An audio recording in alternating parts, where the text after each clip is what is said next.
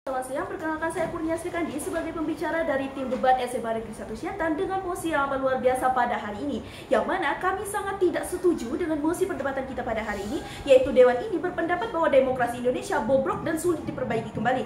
Dewan juri yang terhormat, tim pemerintah beranggapan bahwa demokrasi di Indonesia sangat bobrok sehingga nyaris mustahil untuk diperbaiki kembali. Padahal nyatanya Dewan juri yang terhormat, demokrasi yang bobrok dapat diperbaiki dengan adanya kerjasama antara rakyat dan pemerintahan yang pada akhirnya dapat memperbaiki demokrasi di Indonesia itu sendiri. Dewan juri yang terhormat, pernyataan Tim Pro yang menyebutkan dan menegaskan kata mustahil dapat diartikan bahwa sangat tidak mungkin untuk diperbaiki kembali. Oleh karena itu, Dewan juri yang terhormat, kami sebagai tim oposisi akan menolak mosi perdebatan pada hari ini karena kami yakin bahwa demokrasi di Indonesia sangat bisa untuk diperbaiki, sedangkan kami yakin bahwa pernyataan Tim Pro hanyalah sebagai asumsi belaka yang menyatakan bahwa mustahil untuk diperbaiki. Dewan juri yang terhormat, saya akan menjelaskan variabel dan mendefinisikan kata kunci pada mosi perdebatan kali ini.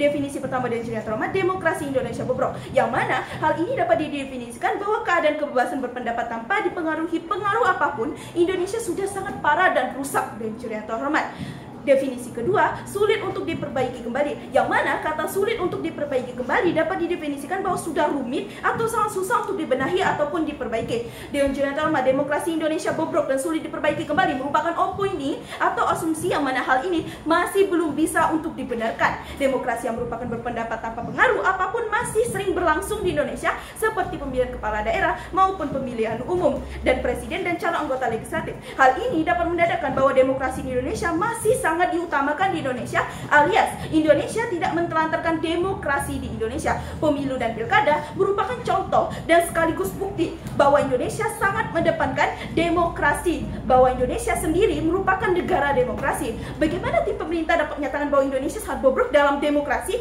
yang nyatanya untuk pemilihan presiden dan lainnya di Indonesia masih menggunakan konsep demokrasi seperti pemilu maupun pilkada, dan hal ini menggunakan suara rakyat dan juri yang terhormat, bukan hasil dari asal menunjuk maupun dipilih secara asal-asalan. Dan juri yang terhormat, adapun tujuan saya menolak mosi ini adalah Indonesia sangat masih mengedepankan demokrasi untuk pemilihan umum maupun dan pemilihan kepala daerah, yang mana itu sebagai masyarakat memiliki kebebasan untuk memilih para calon yang terdaftar untuk membangun bangsa. Pernyataan mosi yang mengatakan bahwa demokrasi di Indonesia sangat bobrok dan sangat sulit untuk diperbaiki kembali hanyalah sebuah opini. Oleh karena itu, saya sebagai tim kontra akan membuktikan bahwa demokrasi di Indonesia yang bobrok sekalipun dapat diperbaiki dengan berbagai cara yang akan didefinisikan. Pada perdebatan ini, mosi ini membahas sulit atau tidaknya untuk memperbaiki bobroknya demokrasi di Indonesia. Oleh karena itu, saya menyatakan bahwa saya sangat tidak setuju dengan mosi perdebatan hari ini, dan model debat yang saya gunakan kali ini menggunakan model pengolahan mosi. Adapun saya akan memberikan 2 poin limitasi yang akan menolak mosi perdebatan kita pada hari ini.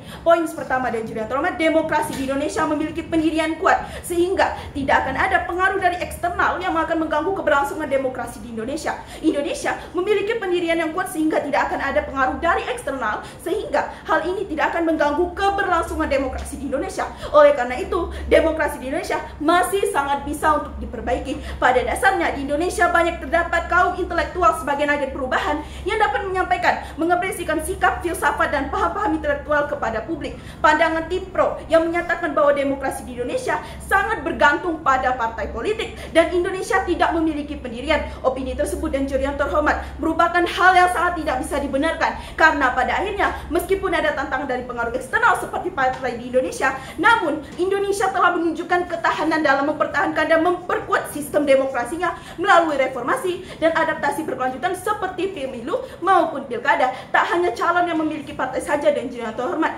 banyak sekali calon independen tanpa partai yang bisa memenangkan pilkada. Tak hanya calon yang memiliki partai yang bisa memenangkan pilkada, dan hal ini menunjukkan bahwa Indonesia masih memiliki pendirian yang sangat teguh, bahwa Indonesia merupakan negara demokrasi yang membebaskan kebebasan memiliki maupun pendapat dan tidak bertergantungan terhadap partai. Poin kedua dan juri yang terhormat, masyarakat seringkali berpartisipasi dalam politik dan banyak masyarakat yang melek akan politik di Indonesia. Dan juri yang terhormat, di era globalisasi dan era teknologi banyak sekali masyarakat dan bahkan anak muda atau biasa kita sebut Gen Z sudah banyak yang sadar akan betapa pentingnya berpartisipasi dalam politik di Indonesia. Tak heran sekarang banyak sekali anak-anak muda yang berlomba-lomba untuk mencalonkan diri sebagai agen perubahan di Indonesia. Oleh karena itu, demokrasi di Indonesia dapat diperbaiki karena banyaknya agen perubahan yang membawa banyak dampak positif untuk demokrasi di Indonesia. Seiring dengan kemajuan teknologi, dengan media sosial, kita bisa mengajak masyarakat untuk melek akan demokrasi dan mengajarkan betapa pentingnya untuk berpartisipasi dalam demokrasi di Indonesia, sehingga demokrasi di Indonesia bisa berjalan dengan lancar dan bisa memperbaiki keadaan demokrasi yang sudah bobrok sekalipun. Kami menentang tim pemerintah yang menyatakan bahwa masyarakat di Indonesia sangat kurang berpartisipasi dalam politik dan masyarakat tidak sadar disewengi oleh pemerintah, padahal pada nyatanya Dewan Jurian terhormat, beberapa tahun terakhir banyak sekali demo di gedung pemerintahan yang dilakukan oleh buruh, masyarakat maupun mahasiswa Dewan Jurian terhormat. Dan hal ini membuktikan bahwa banyak masyarakat Indonesia, banyak yang masih peduli dan banyak masyarakat yang sadar tentang pentingnya untuk berpartisipasi dalam politik. Kita tidak harus mencalonkan diri sebagai calon kepala daerah maupun legislatif untuk berpartisipasi dalam politik, tapi kita sebagai masyarakat Indonesia bisa untuk berpartisipasi politik. Kita bisa melakukan banyak hal seperti FOMO akan pentingnya politik, memilih calon tanpa adanya pengaruh eksternal dan semacamnya. Bahkan kita bisa mengikuti perkembangan politik di Indonesia menggunakan handphone dan media sosial.